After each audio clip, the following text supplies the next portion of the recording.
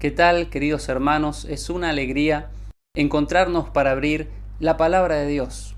Deseo que en este momento podamos estar despiertos, lúcidos, a leer la palabra de Dios y entenderla, porque es necesario, más que nunca, estudiar la Biblia y saber qué es lo que Dios tiene para decirnos. En esta ocasión estudiaremos eventos proféticos que aún no se cumplieron, pero que según la profecía se tienen que cumplir pronto. Son eventos que seguirán en rápida sucesión uno después del otro, bien, eventos que se van a sobreponer seguramente, pero que pronto se van a cumplir y que el mundo está esperando algunos de estos eventos y otros, quizás no sea nuestro caso, pero que por ignorancia de la palabra nunca los estudiaron, no los conocen. Por eso no queremos alarmar a nadie, queremos informar. ¿Por qué? Porque es importante que estemos preparados en medio de esta crisis, hermanos, que el mundo está viviendo y que irá en aumento hasta el fin, en medio de esta angustia espiritual. Nosotros podemos tener la seguridad de que Dios está con nosotros, de que en medio de la crisis hay una voz que habla con el tono de la esperanza, diciéndonos que todo va a estar bien y que muy pronto oiremos esa voz en el reino de los cielos dándonos la bienvenida, diciéndonos: bien hecho, siervo fiel, fuiste fiel en lo poco y llegaste, tu lucha terminó, ahora descansa, entra en mi gozo. Qué lindo momento. Hermanos, vamos a ir de lleno a estos eventos que tienen que suceder antes de que llegue ese momento, antes de la venida del Señor. Y el primer evento del cual vamos a hablar en este momento es la lluvia tardía. La lluvia tardía es el descenso del Espíritu Santo.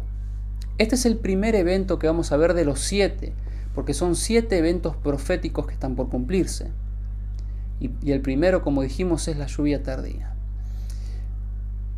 que va a producir un reavivamiento, que va a producir una reforma en la vida espiritual. ¿Qué entendemos por lluvia tardía? Nosotros vemos en la palabra de Dios que Dios muchas veces dice: yo envío a vosotros lluvia temprana y tardía para regar la tierra. Y si se lo entiende literalmente, muchas veces habla de esa lluvia que sirve para que la tierra que fue sembrada pueda producir sus frutos y se pueda cosechar.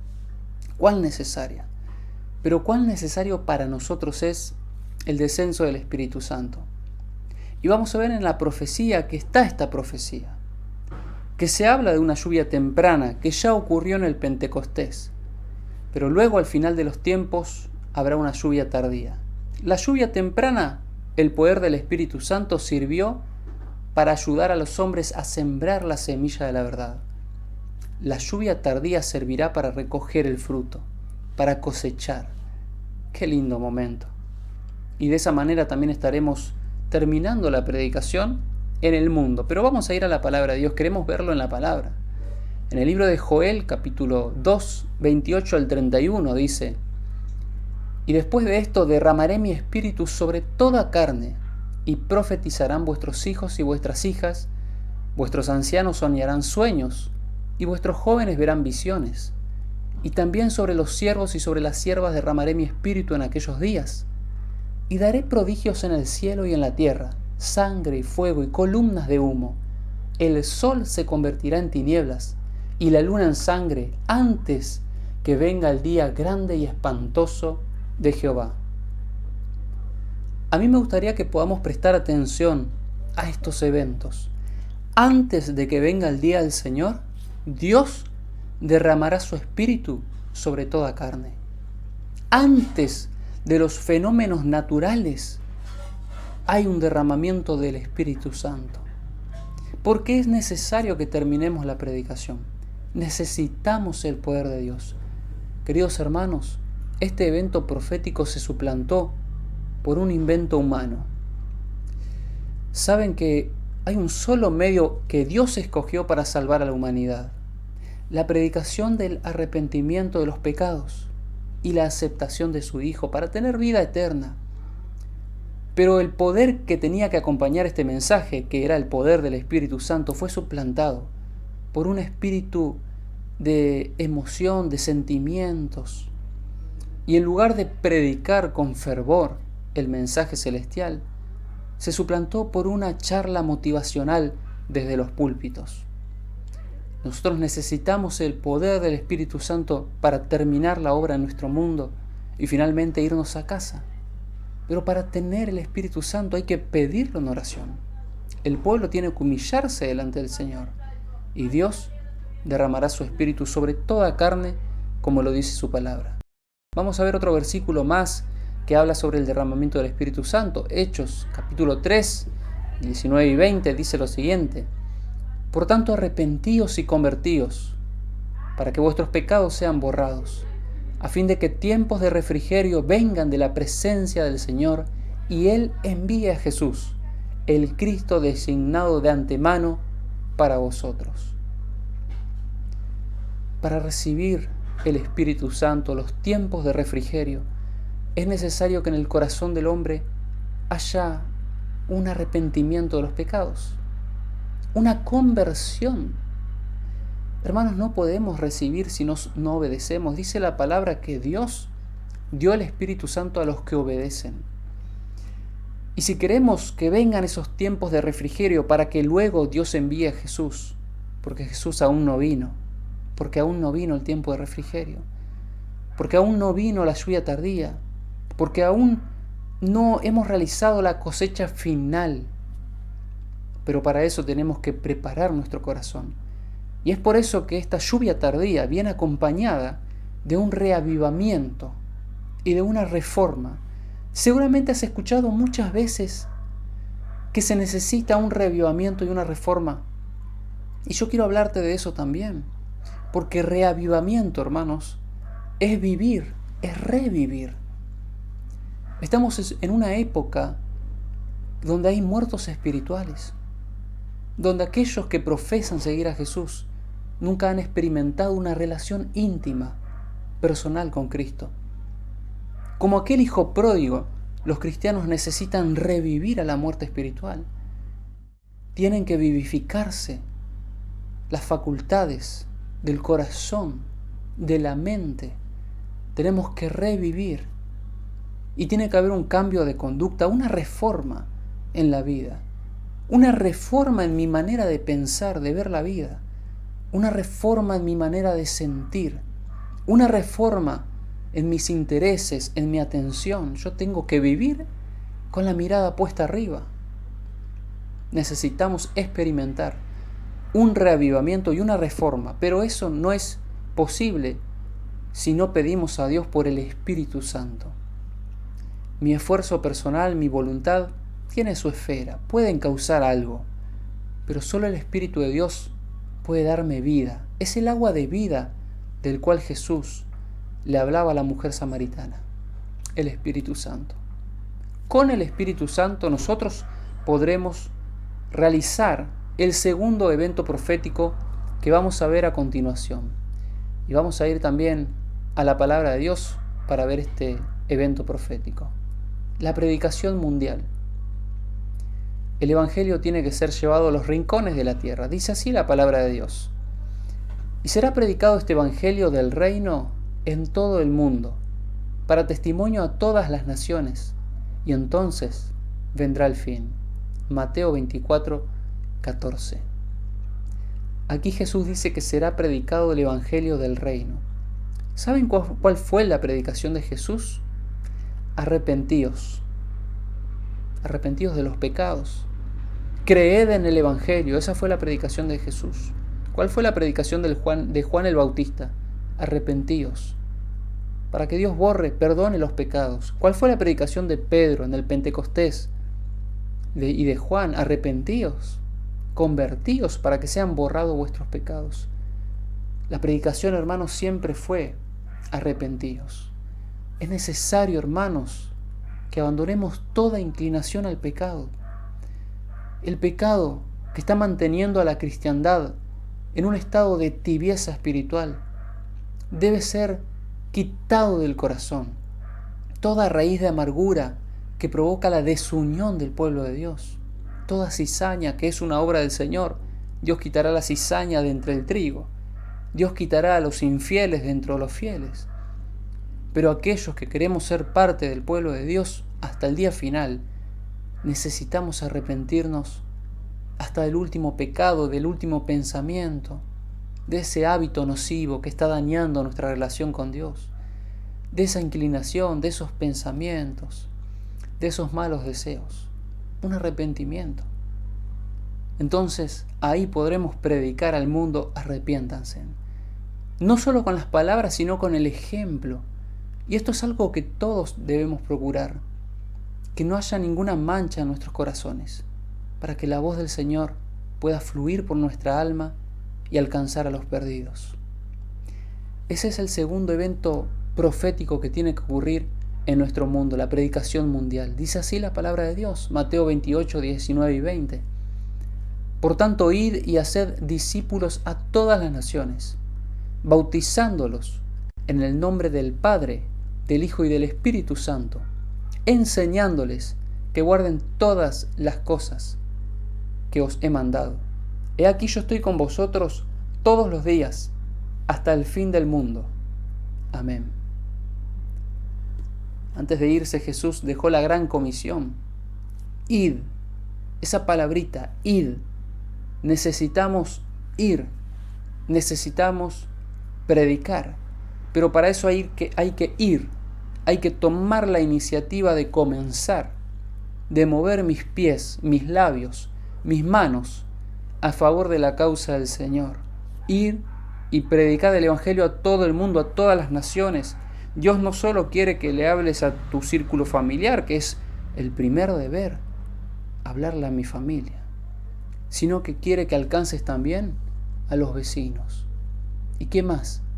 Quiere que alcance a tu ciudad. El Señor quiere que alcances al mundo entero, a todas las naciones, países vecinos. Hermanos, hay miles de cristianos que hoy descansan en el Señor, pero que seguramente aquel día dirán: pude haber dado más. No he cumplido con esta obra. He vivido para mí. He levantado la voz a medias para predicar. No nos conformemos con lo que hoy estamos haciendo. Yo estoy seguro de que no estamos haciendo ni la 20ª parte de lo que podríamos hacer a favor de la causa. No estamos haciendo ni el 5%.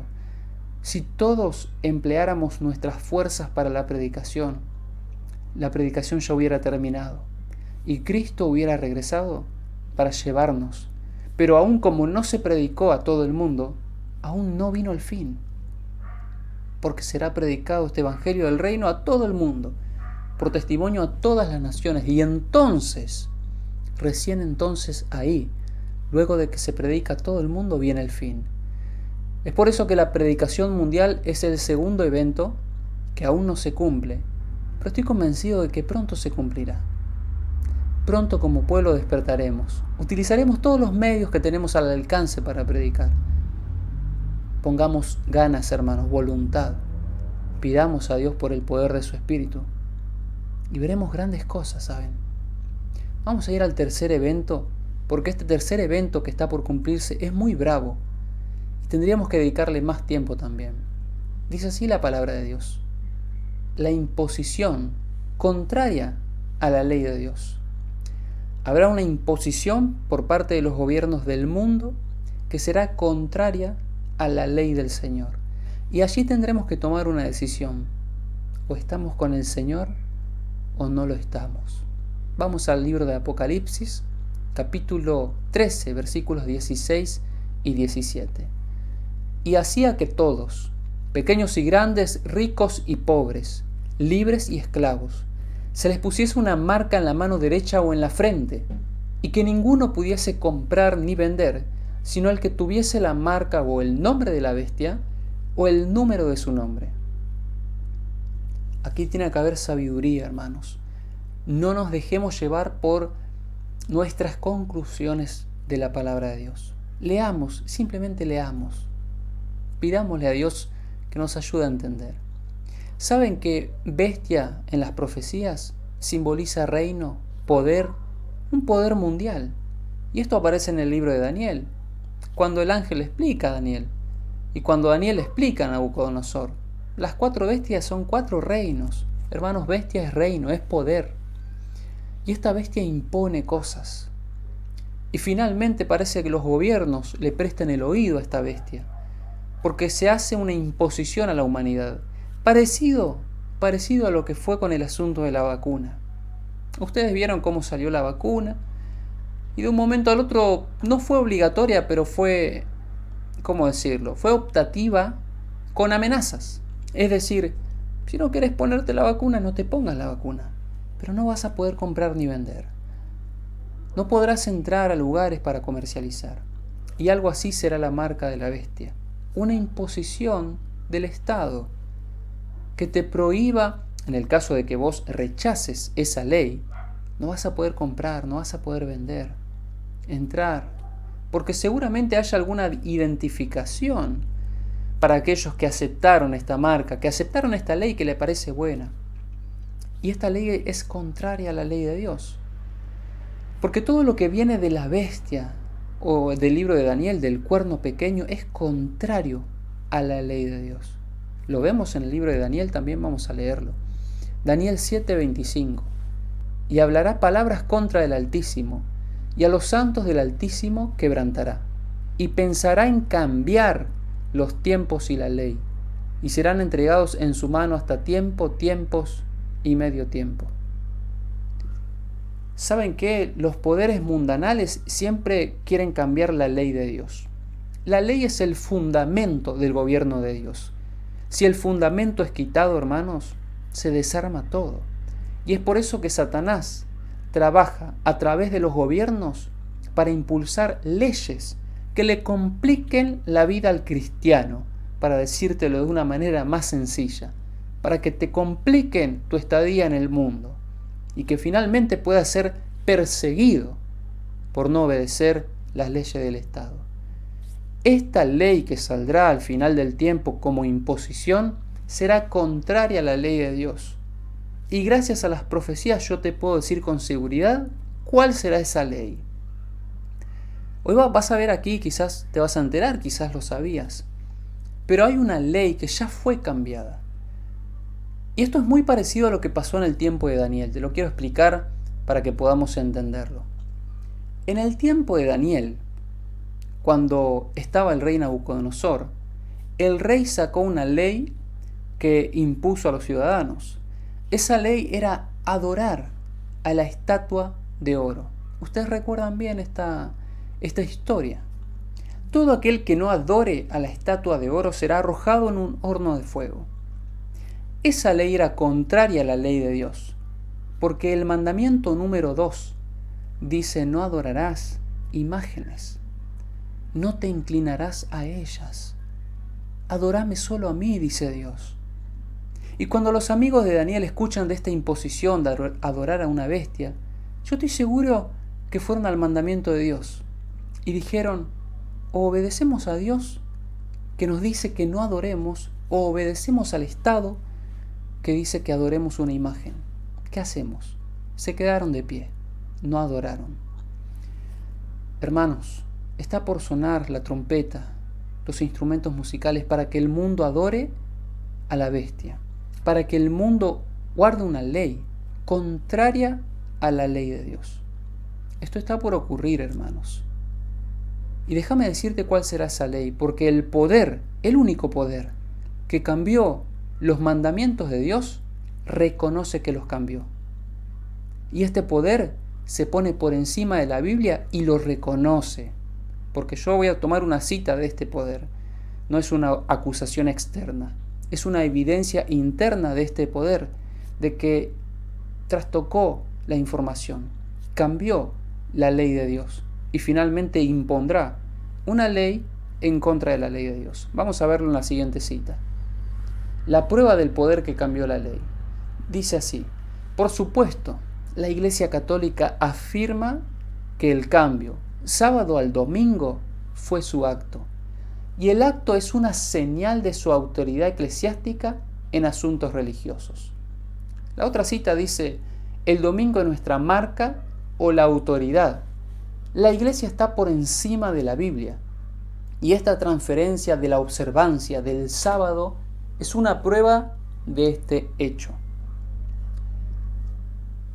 La palabra de Dios en Éxodo 20 o en el Nuevo Testamento, Mateo 12:8, Lucas 4:16, Marcos capítulo 2, en muchas ocasiones, hermanos, el mandamiento dice: acuérdate del día sábado para santificarlo. El Señor dice: esa será la señal entre mi pueblo y yo. Y es más, en cierta ocasión, Él manda a sellar la ley entre sus discípulos. La ley es parte del sello de Dios, como lo dice Hebreo 8:10. Por medio del Espíritu Santo, Dios escribe la ley. Pero las escribe así como ya las escribió, no hay ningún cambio. Dios no se equivoca. Dios nunca se equivoca. Ahora dice aquí la Iglesia Católica que Dios sí se equivoca. De que la Iglesia ahora hizo un cambio. Cuando Dios decía acuérdate del día sábado, la Iglesia Católica dice voy a transferir la solemnidad del sábado y lo voy a transferir al día domingo. Y como hicimos este cambio y es nuestra marca de autoridad y el mundo lo acepta, está claro que el mundo nos acepta a nosotros como un poder, como un poder que está por encima de la Biblia. Esto es tremendo, hermanos. La Iglesia Católica reconoce que cambió la ley. ¿Qué decía Daniel 7:25? Pensarán en cambiar los tiempos y la ley. ¿Qué dijo Jesús en Mateo 5? No pienses que vine a cambiar la ley. En la palabra de Dios está muy claro, hermanos. Finalmente este cambio que la Iglesia Católica llama es nuestra marca, esa marca será impuesta a la humanidad. Y como te dije, no tenemos más tiempo para seguir viendo los cientos de versículos que hay que hablan del día sábado como el día del Señor. Y el día domingo ni siquiera es mencionado porque solo el sábado tiene nombre en la Biblia. La imposición de una ley que impone a los hombres a separar el día domingo como el día verde, el día climático, el día de recreo, el día para pasarlo en familia, para cesar la industria, para descansar. Pronto será ley. Pronto en el mundo saldrá una ley para que todas las personas cesen sus trabajos en el primer día de la semana y no en el séptimo. Esto será burlarse en la cara del Señor. ¿Y cómo reaccionará el Señor? De la siguiente manera: liberando al pueblo de Dios. Pero antes habrá un decreto de muerte.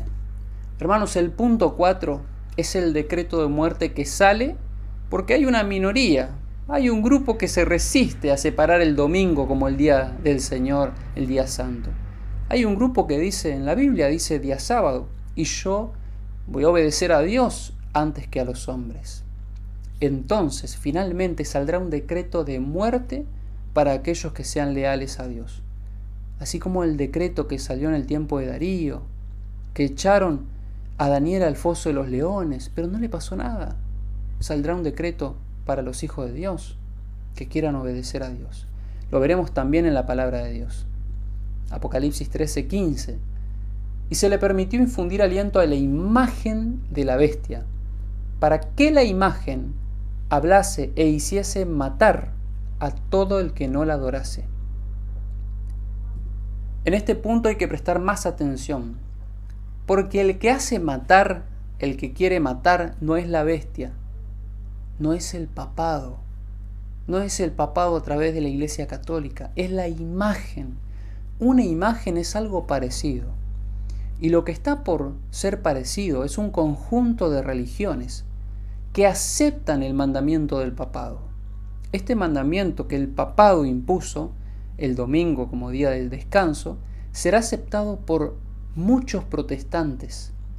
Y estos protestantes, al aceptar este cambio, estarán formando una imagen del papado, porque se estarán conformando a la doctrina del papado, al mandamiento del papado. ¿Nos damos cuenta? La imagen de la bestia finalmente dará muerte a los hijos de Dios. En toda la historia bíblica, hermanos, fueron los hermanos del pueblo de Dios quienes perseguían, quienes entregaban a los hijos de Dios. Nuevamente al final de la historia será el protestantismo apóstata que perseguirá a los hijos de Dios. Los protestantes que se separan de Dios. Es llamado por el Apocalipsis el falso profeta, porque anuncia paz, paz, todo va a estar bien si vamos por este camino, pero no hay paz. Este es el cuarto punto que también estaría muy bueno que podamos dedicarle más tiempo. De paso, si hay preguntas, si hay cosas que no te cierran, déjame las preguntas en los comentarios. Estaré respondiendo todos los comentarios respetuosos que estén en este video. Sigamos avanzando en la palabra de Dios para ver qué dice Daniel 11:44. Sin embargo, le llegarán noticias alarmantes del este y del norte, y en su furor se pondrá en marcha dispuesto a destruir y matar a mucha gente. Cuando en Daniel capítulo 11 dice llegarán noticias, estas son las últimas noticias que se escuchan en el libro de Daniel. ¿Qué son noticias? Son buenas noticias de parte del pueblo de Dios. Son buenas nuevas. Es la predicación del reino que asusta a los poderes mundanales. Y es por eso que ellos salen a matar, a dar muerte. Como dice que las noticias llegarán del este y del norte, es una forma de la Biblia de referirse del pueblo de Dios. Cuando la Biblia habla del norte espiritualmente, proféticamente y simbólicamente, habla del lugar en donde Dios mora. Por eso Satanás quería reinar a los lados del norte, allá en el trono de Dios. Pero cuando habla del este, habla del pueblo de Dios. Cuando habla del oriente, habla del pueblo de Dios. Así como la estrella que salía del oriente, así como el relámpago que sale del oriente, así como Dios despertó al justo del oriente, dice Isaías, y en tantas ocasiones habla del oriente como el lugar bueno, de donde sale el pueblo de Dios. Cuando salgan las noticias del pueblo de Dios, la predicación mundial, el enemigo se va a poner furioso. Y a través de las personas comenzará a perseguir y dar muerte a los hijos de Dios. Pero, recordemos nuevamente, así como Daniel fue protegido de los leones, el pueblo de Dios será protegido. Hermanos, saldrá una ley dominical y luego un decreto de muerte para aquellos que no quieran honrar el día del papado, el primer día de la semana. Vamos a seguir avanzando en la palabra de Dios. En Salmo 119, 126 dice: tiempo es de actuar, oh Jehová, porque han invalidado tu ley. Cuando se invalide la ley del Señor por una ley del Estado, una ley del papado, el Señor va a actuar.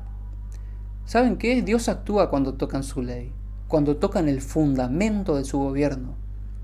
Cuando tocan al pueblo de Dios también actúa. El Señor no puede estar cruzado de brazos cuando los hombres pisotean su ley o cuando los hombres persiguen al pueblo de Dios. El Señor actúa. Hermanos, no tengamos miedo de ponernos de parte del Señor. El Señor actúa. El Señor va a abrir caminos en donde no los hay. Hará descender comida del cielo, así como descendió el maná. Si estamos pasando hambre, en la persecución o sed, el Señor actúa, hermanos. Avanzamos al siguiente punto, dice así. El punto 5 es el cierre de la gracia. Y esta es una verdad que no muchos creen de la palabra de Dios. La gracia de Dios llegará a su límite. No seguiremos viviendo por siempre en este mundo bajo la gracia. Llegará un punto donde el Señor tiene que venir a buscar un pueblo preparado y dar la recompensa a los buenos y a los malos. Pero para que eso suceda, Jesús tiene que dejar de interceder en el santuario celestial y venir a buscarnos. Y ese día que Jesús deja de interceder es el cierre de la gracia. Se terminan las oportunidades. Vamos a verlo en la palabra de Dios, dice así. Mateo 25:10. Pero mientras ellas iban a comprar, vino el esposo, y las que estaban preparadas entraron con él a las bodas, y se cerró la puerta. En un momento, hermanos, se cierra la puerta. Así como la puerta del arca se cerró en aquel entonces, en el tiempo de Noé, y los malos querían entrar, y el agua empezó a caer del cielo, y se desesperó la gente, y seguramente se colgaban del arca. Ya era demasiado tarde. Un día la puerta se cierra. Un día la puerta de la misericordia se cierra. Y cuando se cierre la puerta de la misericordia, veremos muchas cosas extrañas en nuestro mundo. Dice así Apocalipsis 22:11. El que es injusto sea injusto todavía. Y el que es inmundo, sea inmundo todavía. Y el que es justo, practique la justicia todavía. Y el que es santo, santifíquese todavía. En toda la palabra de Dios, el Señor llama a los impíos al arrepentimiento. Pero en esta ocasión le dice al impío, al sucio, al injusto, al inmundo: ¿querés ser así? Seguí siendo así, porque yo no voy a intentar cambiarte. ¿Querés ser así? Seguí siendo así, porque no voy a intervenir. ¿Querés alejarte de mí? Alejate. Ya no voy a hacer nada más, porque ya hice suficiente hasta aquí, y no me aceptaste. Pero al justo le dice: venías practicando la justicia, seguirás practicando, porque te voy a guardar de la hora de la prueba. Porque vas a estar viviendo a mi sombra y yo te voy a proteger. Te pusiste al abrigo del Altísimo, caminaste en su senda, en el camino, vas a seguir en el camino, porque no voy a permitir que te apartes de él. Yo te voy a guiar a la patria celestial. Pero para que eso suceda, ya todo tiene que estar decidido en el cielo. El destino de las innumerables almas que pueblan el mundo un día se decidirá para siempre. El que es bueno seguirá siendo bueno hasta que Cristo venga, y el que es malo seguirá siendo malo, porque la gracia del Señor ya no transformará su corazón. El Señor dejará de interceder en el reino de los cielos y vendrá a buscar un pueblo. Y así lo dice la palabra de Dios, porque recordemos que, saben que hoy estamos hablando de eventos, pero puede ser que cualquiera de nosotros no llegue a vivir estos eventos. Puede ser que a alguno de nosotros le toque ir al descanso antes, y tenemos que estar listos para la venida del Señor. No esperemos eventos futuros, hoy tengo que estar listo para la venida del Señor. Miren lo que dice la palabra de Dios en Hebreos 12:15.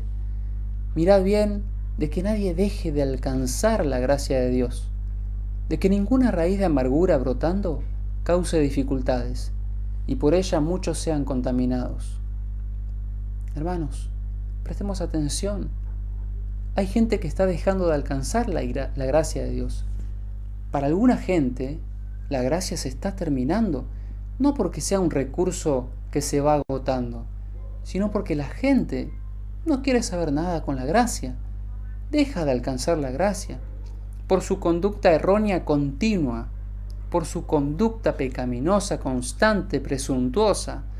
Dejan de alcanzar la gracia de Dios. Pero el consejo bíblico es: miren, no dejen de alcanzar la gracia. Vivan a la altura de la gracia, agradecidos, viviendo en respuesta por lo que Dios hizo por ustedes. Seguiremos avanzando en estos eventos proféticos. El sexto es el tiempo de angustia. Porque cuando cierra la gracia, hermanos, Jesús no viene automáticamente un día después de que cierra la gracia.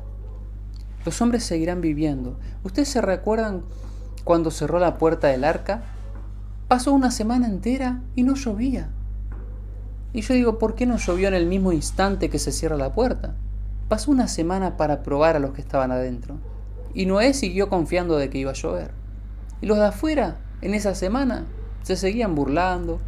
Miren, se subieron toda al arca, el cielo despejado, el sol salía todos los días. Pero al octavo día empezó a llover.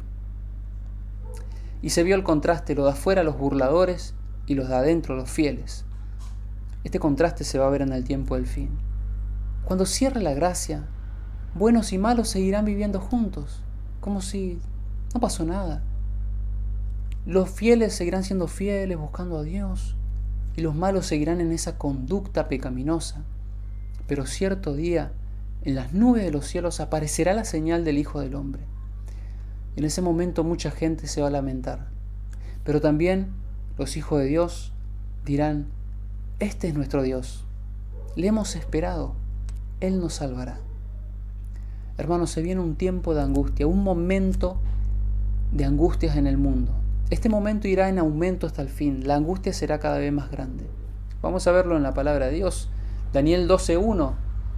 Recordemos que en Daniel capítulo 11 salían las noticias del pueblo de Dios, el pueblo de Dios predicaba, ahora los hermanos del pueblo de Dios se levantaban para darle muerte, y aquí comienza el tiempo de angustia. Pero sin embargo, de ese tiempo seremos librados, dice la palabra de Dios. Entonces se levantará Miguel, el gran príncipe protector de tu pueblo. Habrá un periodo de angustia como no lo ha habido jamás desde que las naciones existen, pero tu pueblo será liberado, todos los que estén inscritos en el libro. Aquellas personas cuyos nombres están en el libro de la vida serán librados en el tiempo del fin, en el tiempo de angustia. Pero vendrá un tiempo de angustia, un tiempo cual nunca hubo en la tierra. Hermanos, si viene un tiempo cual nunca hubo, nosotros necesitamos una preparación que nadie tiene, una preparación más grande de la que hoy tengo. Aferrados al brazo del Señor, confiando al 100%, por más que esté cansado, que sufra hambre, persecución, insultos, burlas. Tu familia quizás te deje de lado, tus amigos te traicionen, tiempo de angustia, así como Jacob vivió un tiempo de angustia. Ese tiempo de angustia de Jacob, él luchaba dentro de sí. Señor, perdona mis pecados. Se quedó toda una noche orando y a la mañana le aparece un ángel. Y él se aferra al ángel. Y el ángel lo toca y le disloca el muslo. Sin embargo, él sigue aferrado. No te soltaré hasta que me hayas bendecido. Ese es el momento que va a vivir el pueblo de Dios. Un momento de angustia. Pero en ese momento estaremos aferrados a Dios diciéndole en oración: Señor, no te voy a soltar hasta que me hayas bendecido, hasta que haya visto tu liberación, porque sé que pronto vendrás a buscarme. Se viene un tiempo de angustia y el profeta Jeremías también lo vio y escribió lo siguiente: ¡Ah! ¡Cuán grande es aquel día! Tanto que no hay otro semejante a él. Tiempo de angustia de Jacob, pero de él será librado. Cada vez que se menciona el tiempo de angustia, Dios habla de la liberación. ¿Viviremos el tiempo de angustia, la tribulación, la persecución? Sí, pero de ese tiempo, hermanos, seremos librados. Dios no permitirá que los enemigos canten victoria al final del tiempo. Él librará a su pueblo, Él aparecerá en las nubes. Y es por eso que sus hijos exclamarán: Él es nuestro Dios. Le hemos esperado, viene a salvarnos de las garras de los enemigos. Dios va a librarnos de ese tiempo y debemos prepararnos. Y finalmente, hermanos, aparece Jesús en las nubes de los cielos. El séptimo evento es la segunda venida de Jesús. Y Cristo aparece para librarnos, porque esa liberación viene cuando viene Cristo. No habrá ningún evento extraño antes de esto. Habrán fenómenos en las nubes, en las estrellas, en el aire, en la tierra, en el mar. Pero no sucederá nada extraño con respecto a la aparición de Jesús. Hay una venida de Cristo muy nítida, muy clara en las nubes de los cielos, rodeada de ángeles. Es imposible que uno se equivoque. Pero ¿saben qué? El enemigo intentará engañar al pueblo de Dios falsificando una venida, pero totalmente diferente a cómo será la verdadera. Porque vamos a ver según la palabra de Dios. Este evento es muy claro y vamos a escudriñarlo. Alguien puede decir: pero bueno, ¿qué hay de nuevo? Sabemos que Cristo viene, es una buena noticia. Pero vamos a ver a través de la palabra de Dios que hay detalles que el mundo protestante no prestó mucha atención, y quizás el mundo entero. Vamos a verlo en la palabra de Dios. Dice así: Mateo 24, 29 al 31. E inmediatamente después de la tribulación, aquí quiero hacer una pausa. Hermanos, la venida de Cristo es después de la tribulación. Ni antes ni durante. Habrá una tribulación, pero el pueblo de Dios no será aniquilado, será librado de la tribulación con la venida de Jesús. Avancemos. Después de la tribulación de aquellos días, el sol se oscurecerá y la luna no dará su resplandor. Las estrellas caerán del cielo. Las potencias de los cielos serán conmovidas. Entonces aparecerá la señal del Hijo del Hombre en el cielo. Y entonces lamentarán todas las tribus de la tierra. Y verán al Hijo del Hombre viniendo sobre las nubes de los cielos con poder y gran gloria. Y enviará a sus ángeles con voz de trompeta, y juntarán a sus escogidos de los cuatro vientos, desde un extremo del cielo hasta el otro. Prestemos atención a estas palabras tan claras.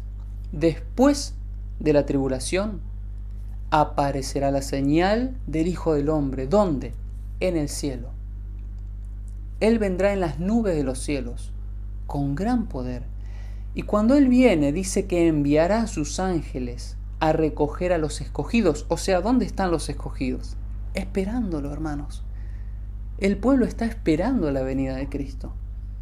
Y cuando Cristo aparezca en las nubes de los cielos, enviará a sus ángeles a quitarnos, a arrebatarnos, a juntarnos y llevarnos con Él. Porque dice la palabra de Dios que seremos llevados en el aire para estar siempre con el Señor. Y ahora vamos a verlo cómo lo dice Pablo. La misma visión con diferentes palabras y algunos detalles extras. Primera de Tesalonicenses 4, 15 al 17. Según la palabra del Señor, les decimos que nosotros, los que aún vivimos, los que quedaremos hasta la venida del Señor, nuevamente tenemos que hacer una pausa. Hay personas que vamos a quedar hasta la venida del Señor. Bien, si pensaste que la venida del Señor era para los impíos, no es así, es para el pueblo de Dios. Hay fieles que quedaremos hasta ver la venida del Señor. No todos irán al descanso, quedaremos hasta la venida del Señor. Ciertamente no precederemos, o sea, no nos adelantaremos a los que durmieron, porque el Señor mismo descenderá del cielo, con voz de mando, con voz de arcángel, con trompeta de Dios, y los muertos en Cristo resucitarán primero. Después de eso, nosotros, los que todavía vivimos y quedamos, seremos arrebatados juntos con ellos en las nubes, para encontrarnos con el Señor en el aire, y así estaremos con el Señor para siempre. Prestemos atención nuevamente a los detalles, sin sacar conclusiones, iré salteando las cosas que remarqué. Los que quedaremos hasta la venida del Señor y vemos al Señor descender del cielo con poder. Porque hermanos, no nos vamos, primero tiene que descender Cristo del cielo. Primero tiene que venir a buscarnos. ¿De dónde salió la idea que su iglesia va a desaparecer y que después de 7 años viene Jesús? Hermanos, el orden está clarito. El Señor desciende del cielo y hace sonar su voz en el mundo, y aquellos que murieron en Cristo resucitan.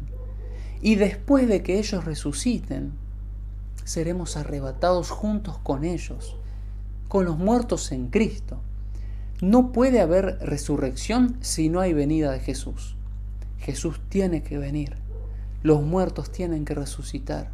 Y juntos con ellos, con los que murieron en Jesús, seremos arrebatados, seremos llevados por los ángeles que leímos en Mateo 24. Porque los ángeles son los encargados en venir a buscarnos mientras el Señor nos espera en el aire. Y el encuentro es en el aire. Allí en las nubes el Señor nos espera mientras los ángeles juntan a los escogidos y los arrebatan de este mundo. Y a partir de ese momento, nada nos separa del Señor. Estaremos con nuestros seres queridos que descansaron en el Señor, junto con la iglesia que se preparó, con el pueblo que estuvo despierto, obedeciendo al Señor. Estaremos siempre con Él. Dice así Apocalipsis 1:7. He aquí que viene con las nubes, todo ojo lo verá, y los que lo traspasaron, y todos los linajes de la tierra harán lamentación por Él. Amén. Siempre que se habla de la venida de Jesús, se nombra las nubes como el lugar en el que Él aparece. Jesús no desciende a Israel.